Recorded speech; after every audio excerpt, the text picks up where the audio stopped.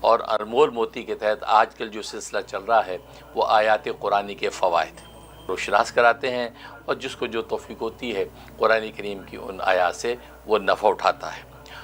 سورۃ قاف کی آیت نمبر جو ہے وہ 22 تیسری آیت،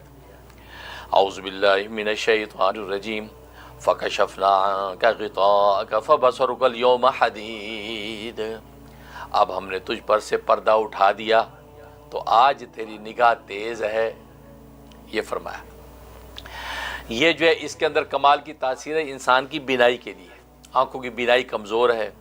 یا یہ کہ بینائی کو اور تیز کرنا چاہتا ہے تو ہر نماز کے بعد 3 مرتبہ آپ اس کو تلاوت کریں اور انگلیوں کو پوروں پہ دم کر کے جو ہے وہ اپنے آنکھوں پہ پھیر لیا کریں، یا یہ شہادت کی انگلیوں پہ پھونکے شہادت کی انگلیوں کو اس کے اوپر پھیر لیا کریں 3 مرتبہ، ہر نماز کے بعد پابندی سے کریں۔ انشاءاللہ اللہ تبارک و تعالی جو ہے آنکھوں کی ظاہری بینائی کو جو تیز کر دیں گے، کمزوری ہے تو ضعف ختم ہو جائے گا۔ اور دوسرا فائدہ یہ کہ اگر انسان کی سمجھ اور فراست کم ہے،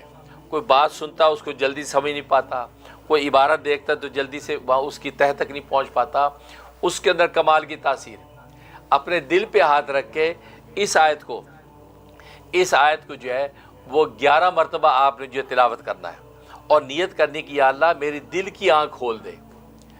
دل کی بصیرت کھول دے، جیسے بصارت تو کھول دیتا ہے ایسے یا اللہ میری دل کی بصیرت اور فراست کو کھول دے۔ دل پہ ہاتھ رکھ کے 11 مرتبہ